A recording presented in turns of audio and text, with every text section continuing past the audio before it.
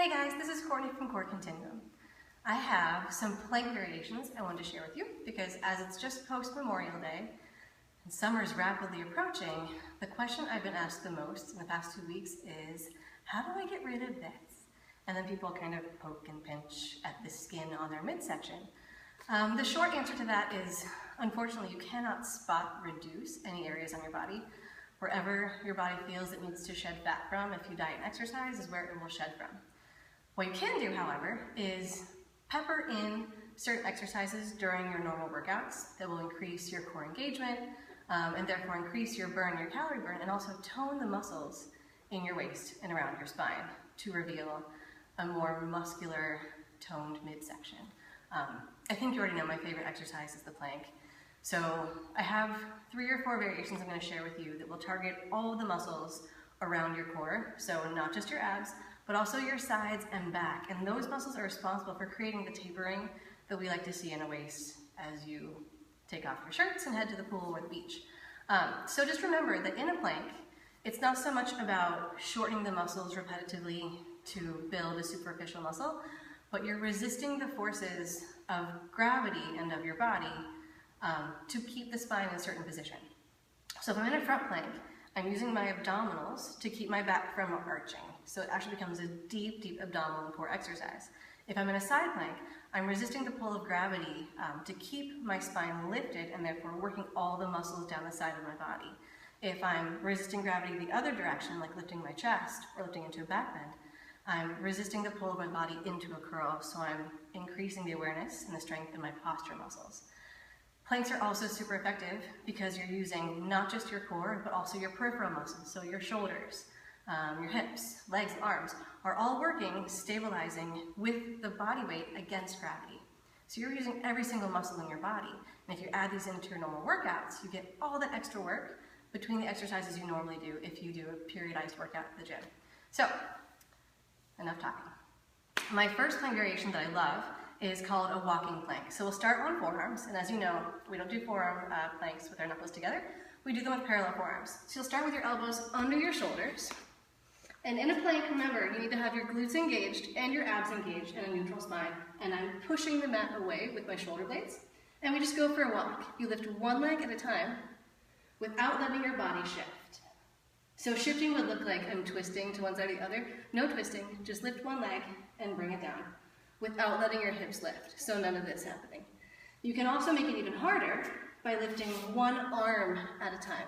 Bring it back by your side, trying to shift as little as possible. Keep your hips and shoulders square to the floor the whole time. Good. We can take this a step further. You can also make it easier first by just doing knee planks, or take this a step further. Make a diamond shape with your hands. You're touching thumbs and first fingers together. Place the hands right under your chest. Take your legs wide as your mat or as wide as your hips, and first work reaching an arm forward. So you're also working your posture muscles here, but I'm using my abs to resist gravity the whole time, so I'm not sinking towards the floor, but using my core muscles to stay square.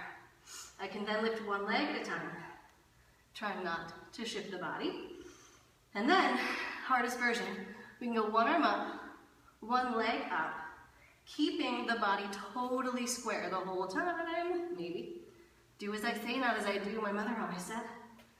And then one arm up, one leg up. Again, not letting your butt lift or sag, but staying nice and centered. Next variation that I love, as I catch my breath, is a side plank. So you'll start with your elbow right underneath your shoulder. You can do this on one knee if you're building up to strength, but make sure you stabilize the shoulder first and think of lifting your waist. Squeeze your waist muscles and lift up to side plank. You can lower and lift. Some call this a hip dip. We call it a modified side plank. To make it harder or more advanced, you'll bring the feet together. Make sure the feet are flexed so you don't lift into some weird leg position, and you'll lift the whole body up. This targets the outside of my hip, my waist, and the area between basically my elbow and my waist, so armpit working. You can hold this or lift and lower. You can also lift a leg to make it harder. My favorite variation is hand behind the head, and you twist elbow to fist. So this targets my obliques, my side muscles, and kind of chisels and shapes all the muscles between my armpit and my hip, which is great. We bring it back down and rest. Last variation, one that's kind of difficult too. If you have any kind of knee issues, I'd avoid this, but it works the posterior chain of your body. So hamstrings, glutes, posture muscles. It also helps stretch your chest. It makes you stand taller, which also creates the illusion of a leaner waist if you just stand a little bit taller. So you're gonna point your fingers slightly out, hands behind you, and you'll lift the hips up into one straight line. So trying not to drop the hips or arch the back, but one straight line from toes to shoulders and lower down. You can lift and lower a few times, and to advance it, we'll stay up here and hold, stabilizing my shoulders. You try to stabilize by lifting one leg at a time without shifting your weight. So every muscle up the back of my legs is firing. I'm also using my posture muscles and toning all the muscles in my arms and shoulders. So those are some of my favorite plank variations. You can do them all at a time. You can use one between exercises, or just master one at a time before you progress and move on to more. As you get stronger, you will hold them for longer. So start maybe holding for 5 seconds, work up to 10, then 15 seconds, and then just add those to your workouts to really increase your burn and start to engage more muscles around your core, build better strength, and eventually it will reveal a much leaner, stronger looking midsection. So good luck with that. Let me know if you have any questions, and have a great day. Bye.